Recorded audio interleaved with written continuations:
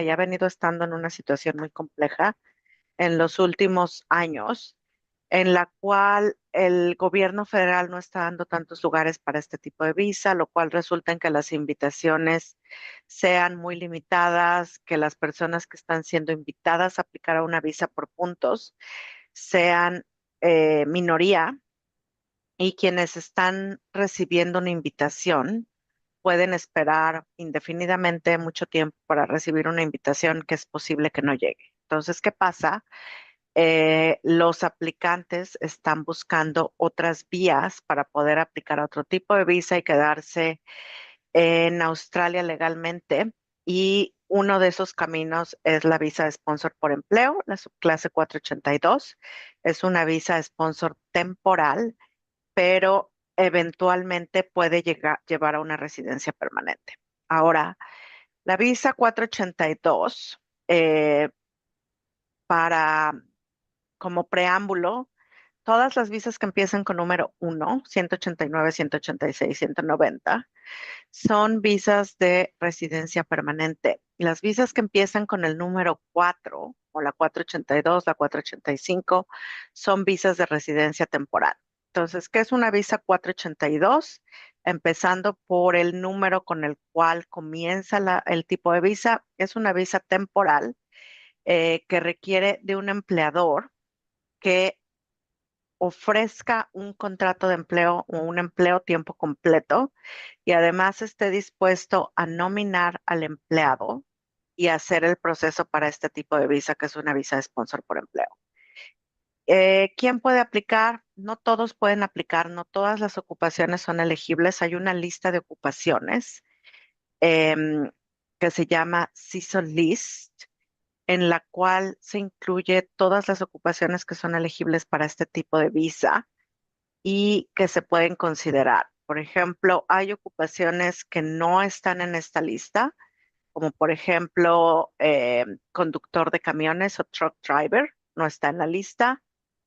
Restaurant manager salió de la lista, sin embargo hay otras ocupaciones relacionadas con el área de hospitality, pero como restaurant manager ya no se puede aplicar tal cual con esa ocupación, aunque lo repito, hay ocupaciones alternas que se pueden utilizar.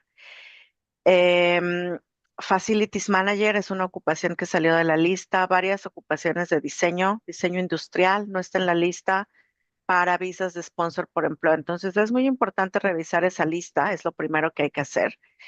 Revisar la lista de ocupaciones y determinar cuál es la ocupación más cercana o con qué ocupación potencialmente me pueden nominar. Teniendo la ocupación elegible, la siguiente pregunta o lo siguiente que hay que justificar es que el puesto de trabajo sea genuino. ¿Realmente esta compañía me puede nominar bajo esta ocupación? Por ejemplo, un restaurante, cualquier restaurante. Dice, yo tengo un empleado que estudió ingeniería de software en Colombia y quiero ayudarlo, quiero darle sponsor y quiero nominarlo para este tipo de visa. ¿Lo puedo hacer como restaurante? La respuesta es no, porque usualmente no se puede justificar un puesto de trabajo como ingeniero de software en una posición tiempo completo para un restaurante. Sería muy difícil justificar que un restaurante necesita un ingeniero de software en una posición tiempo completo. No es la industria requerida para este tipo de ocupaciones. Entonces es muy importante justificar que el puesto de trabajo es genuino, que sea acorde a la industria que los está nominando y que el negocio pueda justificar que este puesto de trabajo se requiere a tiempo completo. Porque la otra cosa es que hay algunos negocios que pueden justificar el puesto de trabajo, pero no a tiempo completo. Entonces, estas visas de sponsor por empleo requieren que el empleador ofrezca un puesto de trabajo a tiempo completo. Tiempo completo son por lo menos 38 horas por semana, que se comprometa a ofrecer un contrato de empleo válido por 2 años por lo menos y un sueldo mínimo de $76,515 por año. Esta cantidad incluye impuestos, pero excluye superannuation. El superannuation se paga aparte y es adicional a los 76,515. Ahora, en cuanto al sueldo, hay dos requisitos que se tienen que cumplir. Uno, que sea el sueldo mínimo requerido por el Departamento de Home Affairs, que son los 76,515. El segundo requisito es que el sueldo esté al nivel de lo que se llama Market Salary Rate, es decir, lo que se le paga a ese profesionista en el área geográfica donde se está aplicando a la visa. Por ejemplo, un cardiólogo, un hospital quiere dar sponsor a un cardiólogo en Sydney. Obviamente un cardiólogo trabajando a tiempo completo va a ganar mucho más que 76,515 por año. Entonces, no se consideraría un puesto de trabajo genuino si un empleador o un hospital le ofrece a un cardiólogo darle sponsor para este tipo de visas y ofreciéndole un sueldo mínimo de 76,515. Un cardiólogo en Sydney gana mucho más que eso. Entonces, hay que hacer una investigación de cuánto es el sueldo que se le paga a esa profesión en Sydney y el empleador o el sueldo que el empleador debe ofrecer tiene que estar acorde a ese salario mínimo, pero también estar dentro del mínimo de 76,515. Y a veces es ahí donde es un poquito difícil. Funciona de las dos formas.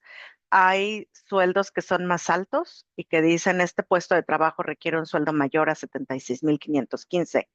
Hay puestos de trabajo que son más básicos y que muchas veces los empleadores dicen, este puesto de trabajo no es para 76,515.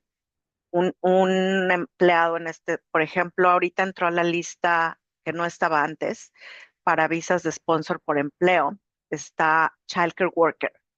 Childcare Worker puede ser cualquier trabajador en un childcare, no importa si es team leader o no importa si es asistente. Pero lo que pasa en muchas ocasiones es que el empleador dice, yo estoy en la mejor disposición de darte sponsor, realmente necesito tu puesto de trabajo, pero no puedo pagar 76,515 para un childcare assistant. Pero desafortunadamente no hay una concesión para ese tipo de, de situaciones. Entonces el sueldo mínimo es 76,515 no negociable, más alto de acuerdo a lo que dicte el salario en el mercado para la ocupación que se está nominando. Hay tres tipos de visas 482, cuatro diría yo. La primera es Dama, porque el programa Dama, que es una pregunta que me hacen también muy común, la forma más simple de responder que es Dama y soy elegible para Dama. Dama es un tipo de sponsor por empleo. Nadie puede aplicar a una visa Dama si no hay un empleador de por medio dispuesto a dar sponsor.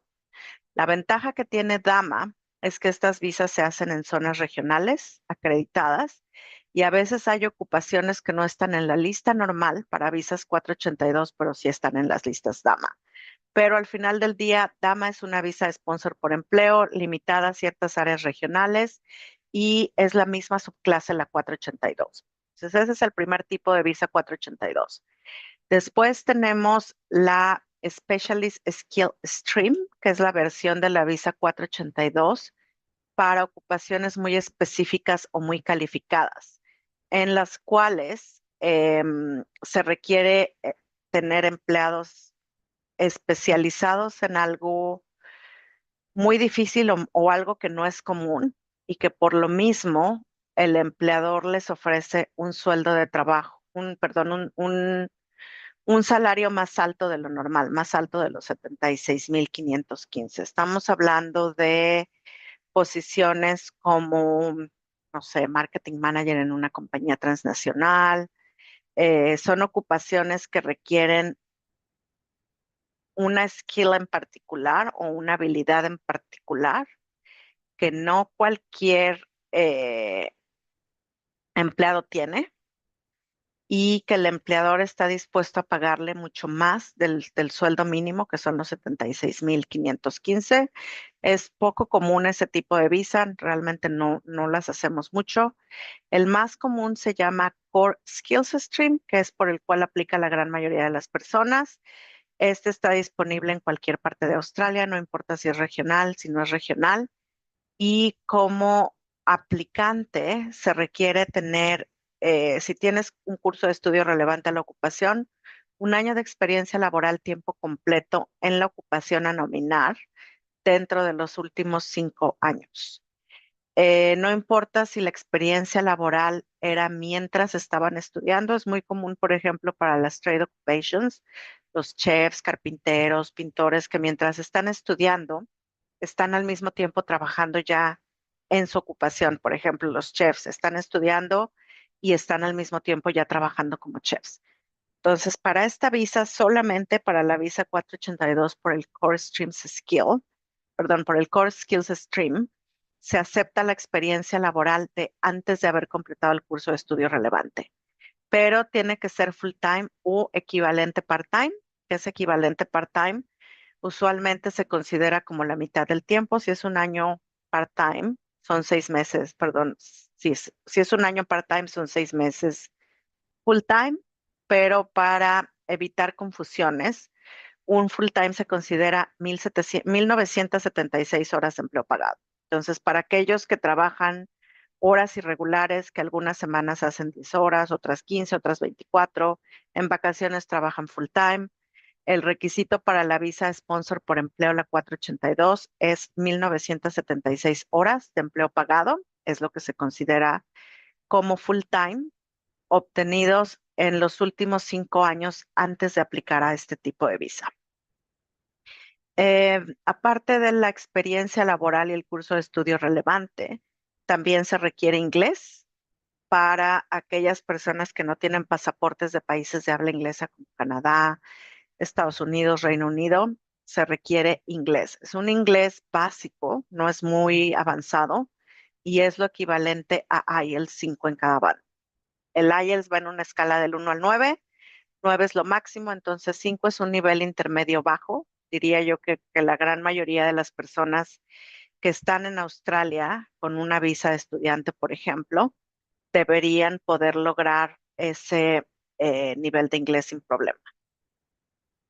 Por parte del empleador, se requiere que sea una compañía legalmente operando en Australia, registrada y legítima. Muchas personas me preguntan, ¿la compañía tiene que tener un ingreso mínimo, debe tener un mínimo número de empleados? No, la parte difícil de estas visas es que son muy subjetivas. No hay una lista de requisitos tal cual de decir la compañía debe ganar por lo menos tanto, debe tener tantos empleados, de los empleados tantos deben ser australianos. No es así. Todo se evalúa caso por caso y depende mucho el tipo de compañía. Hay compañías que incluso pueden tener pérdidas y aún así pueden nominar empleados para este tipo de visas. Hay compañías que son pequeñitas que tienen 3 empleados y aún así pueden nominar empleados para aplicar a este tipo de visas. Entonces, no, a veces los empleadores están un poquito inseguros de si soy elegible para dar sponsor, no soy elegible, o a lo mejor mi negocio no está haciendo mucho dinero, realmente no sé si puedo dar sponsor. Tienen que ver muchos factores, en qué industria están, a qué se dedican, cuánto tiempo llevan operando, el nivel de volumen de las operaciones de la compañía justifica que tengan un empleado al cual dar sponsor o no lo justifica. Si la compañía va creciendo y se puede justificar que está creciendo exponencialmente de acuerdo a sus ingresos, es posible justificar el puesto de trabajo a pesar de que sus ingresos sean mínimos o incluso, como les digo, tengan pérdidas. Entonces, no se dejen llevar mucho porque mi compañía no hace mucho dinero o tiene poquitos empleados. Es cuestión de analizar la compañía en su totalidad, analizar el puesto de trabajo y con base a eso determinar si son elegibles o no. Pero muchas veces son elegibles en la gran mayoría. Em, Entre los requisitos que la compañía tiene que justificar o cómo pueden demostrar que son una compañía genuina, lo más fácil, el registro de la compañía, el ACN, que es el Australian Company Number también, sus estados financieros de los últimos 2 años para ver el crecimiento que han tenido en ventas o en ingresos, sus declaraciones de impuestos de los últimos años también para justificar que cumplen con sus obligaciones como compañía.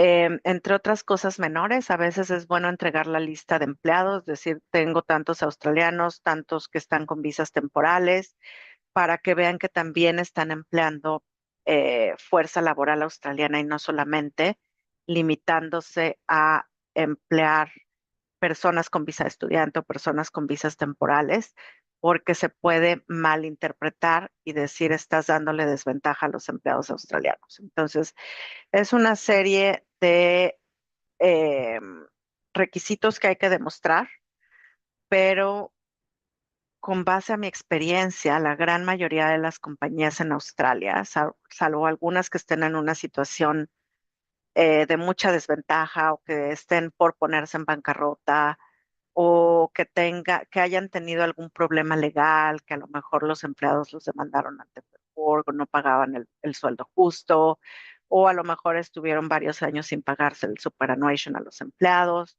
En ese tipo de situaciones es cuando puede haber algún problema y se puede decir, lo siento, pero no eres elegible como negocio a dar sponsor porque no cumpliste con tus condiciones como empleador durante tanto tiempo o porque tienes alguna situación adversa, pero Australia es un país donde difícilmente suceden esas cosas. No sé si hasta aquí hay alguna pregunta, Pati, o algo que... Podemos arrancar. Lo que pasa es que la sección de preguntas se veía en Instagram, pero dice que no pudimos ingresar y porque debe ser algo en la configuración que cambiaron las personas de marketing.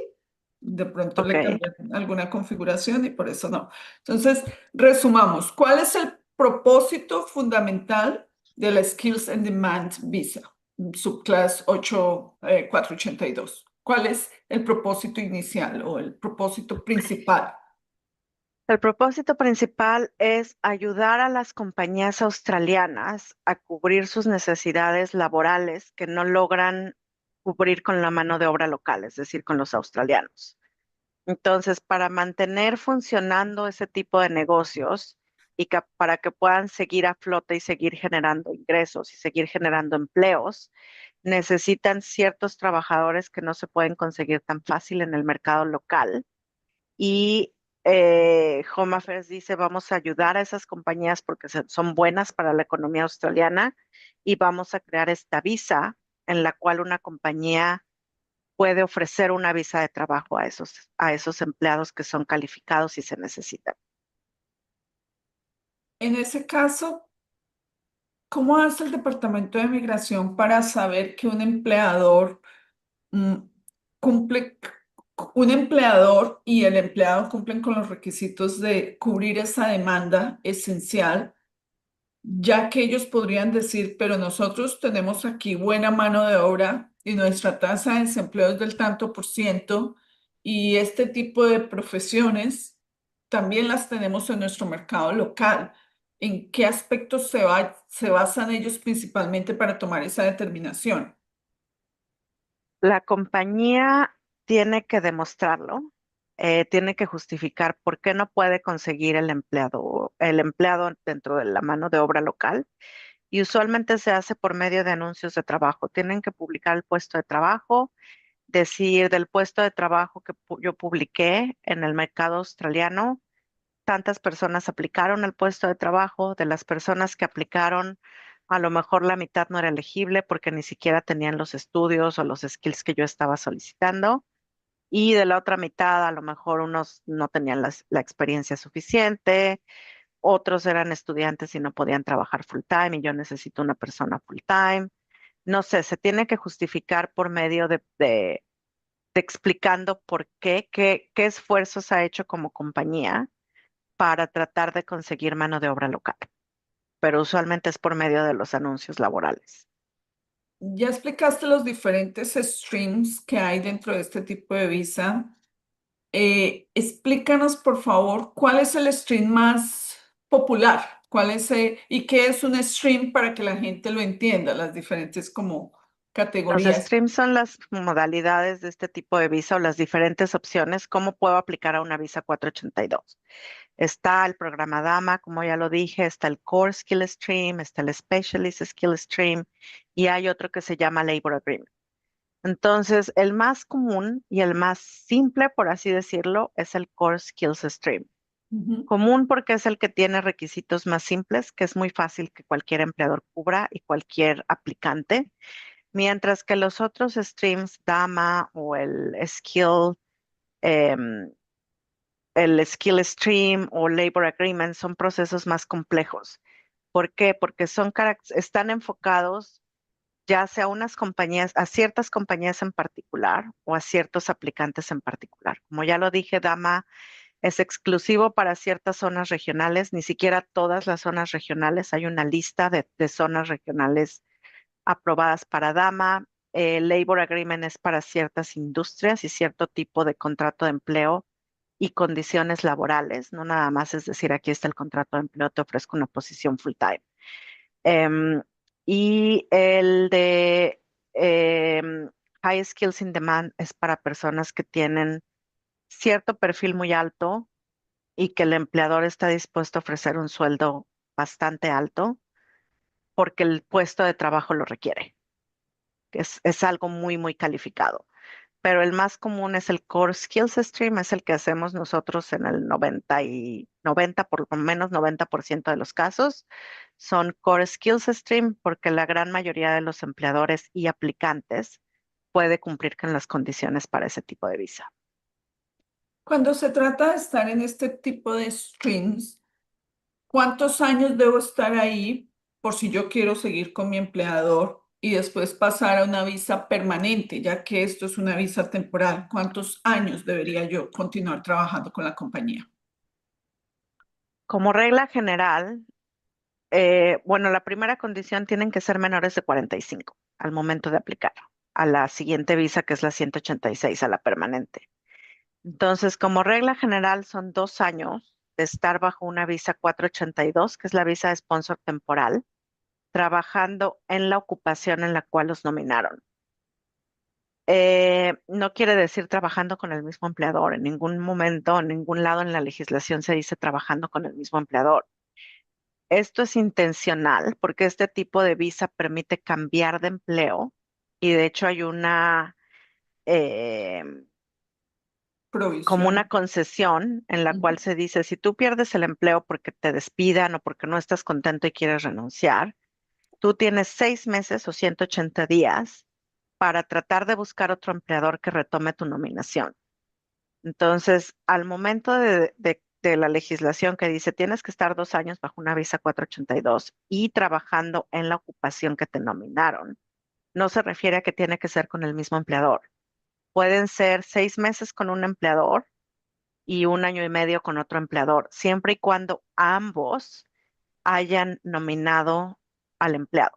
Es muy importante porque el cambiar de empleador no nada más es decir, ya no quiero trabajar contigo, me voy a otra compañía y voy a trabajar con ellos bajo la misma ocupación, sino la segunda compañía tiene que hacer lo que se llama nomination transfer, que es transferir la nominación de la compañía inicial a la segunda compañía. Entonces, siempre y cuando se haga esta nomination transfer y siempre y cuando el aplicante trabaje los 2 años bajo una nominación aprobada, a los 2 años es elegible aplicar a la residencia permanente. No es un proceso automático. El empleador tiene que volver a hacer una visa de sponsor por empleo, pero esta vez para una visa permanente. Ah, tiene que hacer una nueva nominación. Esa no la sabía. ¿Cuáles son las responsabilidades que tiene tanto el empleador como el empleado cuando se entra a este tipo de acuerdos? Porque esto es un acuerdo, digámoslo así, es un acuerdo entre la empresa y el empleado. ¿Cuáles son las responsabilidades desde las dos esquinas, para el uno o para el otro? El empleado tiene la obligación de trabajar para el empleador que lo nominó por el tiempo que tenga esa visa. Como les dije, hay una provisión de 6 meses en los cuales yo puedo dejar de trabajar para el empleador que me nominó, pero pasados esos 6 meses, si no hay otro empleador que retomó la nominación, la visa se puede cancelar. Entonces, por parte del empleado tienen la obligación de trabajar para ese empleador mientras tengan esa visa, excepto la provisión de los 6 meses. No pueden trabajar para ningún otro empleador. No, no se vale decir, tengo sponsor con este empleado, pero los fines de semana me voy de mesero o me voy de barman a trabajar en un bar. No se puede trabajar para otro empleador más que para el empleador que me nominó para este tipo de visa. Esas son las obligaciones del empleado, obviamente cumplir con el contrato de trabajo, que es tiempo completo, y por parte del empleador, ellos tienen que ofrecer condiciones justas, mantener las condiciones justas, es decir, si mi contrato de empleo dice que es por 38 horas por semana, me tienen que respetar mis 38 horas por semana o cualquier tiempo extra que yo haga lo tienen que pagar como tiempo extra. Porque es muy común, por ejemplo, en el área de hospitality, principalmente para chefs, a veces se da mucho que los hacen trabajar, no sé, 50, 60 horas a la semana, cuando su contrato dice 38 horas por semana y no pagan overtime. Entonces, el empleador tiene la obligación de mantener las condiciones del contrato, mantener condiciones justas para el empleado y mantener el empleo siempre y cuando sea dentro de las condiciones lógicas. Obviamente, si un empleado comete un fraude, el empleador no está obligado a mantener el empleo porque ahí hubo una falta por parte del empleado. Pero dentro de las condiciones normales están obligados a mantener el puesto de trabajo por lo que dicte el contrato. Una obligación un poquito extraña es si el empleador despide o termina el empleo, están obligados a pagar los costos de regreso al país de origen, incluyendo el costo del vuelo de avión, si tienen que llevar cosas o hacer mudanza o algo, cubrir todos los gastos de regreso al país de origen. Eso es principalmente las obligaciones del empleado, del empleador, perdón. En cuanto a al porcentaje de aprobación de visas, ¿qué porcentaje aproximado hay? ¿100% o existen procesos que fallan desde la nominación? ¿Cómo ves que el Departamento de Migración está dando aprobación de visas 100% o definitivamente siempre van a haber este tipo de restricciones porque el gobierno quiera o porque la gente no cumple con los requisitos? No, las negaciones normalmente de este tipo de visas son con razón. Es raro que haya una negación irracional. Muchas veces están fuera del control del aplicante. A veces el empleador dice, yo nunca he tenido ningún problema, siempre he pagado a mis empleados a tiempo, siempre he cumplido con mis obligaciones de superannuation, de todo. Y a la hora de aplicar y que se evalúa la aplicación, dicen, a ver, explícame por qué hace 5 años te demandaron estos empleados porque no pagaste su superannuation. Ujú. Y a veces ni siquiera ni el empleado sabe, ni nosotros sabemos, y resulta en una posible negación para el aplicante. Entonces, hay cosas que están fuera del control del aplicante. Es la desventaja de este tipo de visas, que hay que confiar en el empleador, no queda otra. Entonces, es confiar en que cumples tú con los requisitos y que voy a poder obtener la visa. Eh, pero normalmente cuando llega a negarse es por razones válidas. ¿Qué Nos ha tocado sucede? también del otro lado, que los aplicantes entregan documentos falsos, que a nosotros nos dicen, sí, yo tengo experiencia de tal país y mi empleador está dispuesto a dar cartas de empleo y tengo mis contribuciones a mi seguridad social y te lo mandan y tú lo ves normal, pero resulta que es alterado y que no es genuino. O que sí trabajaron en esa compañía, pero no bajo ese puesto de trabajo. Y cuando Home Affairs llama al empleador para verificar, dicen, pues sí, sí trabajó aquí, pero no era marketing specialist, resulta que era ingeniero industrial. Entonces, también es de ambos lados los riesgos potenciales. De hecho, que hay un tema que también es sancionable y está dentro de la legislación migratoria, que es cuando tú le ofreces plata al empleador, porque mucha gente en su desespero le dice, sponsoríeme y yo pago. Eso es imposible. ¿Cómo se va usted a autopagar los $76,000? Entonces, eso también se constituye en un delito. De igual No forma, es, si se paga por parte del empleador o se paga por parte del empleado. no es un delito tal cual, no es un delito penal, pero parte de las obligaciones del empleador de las visas 482 es cubrir todos los gastos que corresponden a la nominación y al sponsorship, que son las dos etapas que les corresponden a ellos.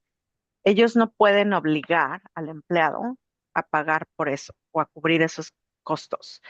Tampoco se vale que el aplicante diga, dame sponsor y yo pago todo el proceso. Tú no te preocupes, no tienes que pagar nada.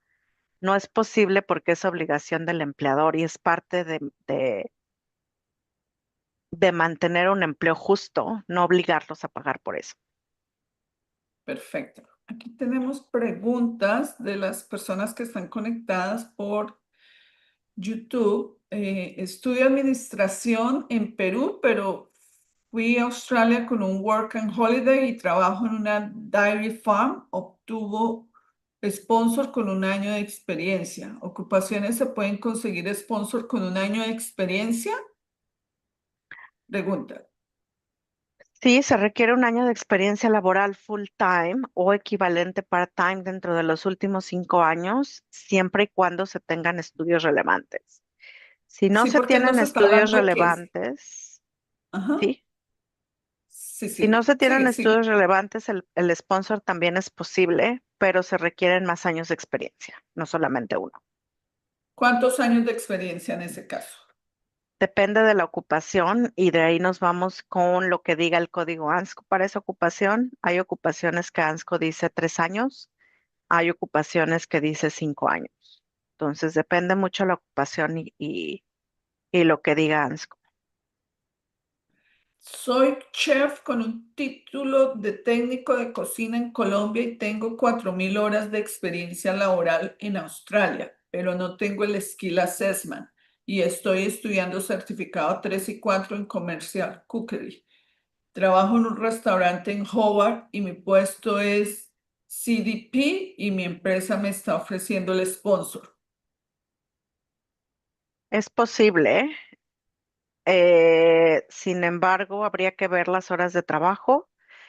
Lo ideal probablemente sería que completara el certificado 4 en cocina y de ahí considerar el sponsor. Perfecto. Bueno, yo no tengo más preguntas. Yo te iba a preguntar una cosa. Estas 1976 horas de las que tú hablaste, ¿estoy en lo Ujú. correcto? 1976 horas, mm, ¿se distribuyen en la experiencia laboral dentro y fuera de Australia o cómo se manejan esas 1976 horas? Sí, se pueden unir, puede ser varios periodos de empleo, no necesita ser con un empleador, no tiene Ujú. que ser con el empleador que está dando el sponsor, puede ser con cualquier empleador y puede ser experiencia dentro o fuera de Australia o la combinación de unos meses fuera de Australia y unos meses dentro, siempre y cuando sea dentro de los últimos 5 años. Perfecto.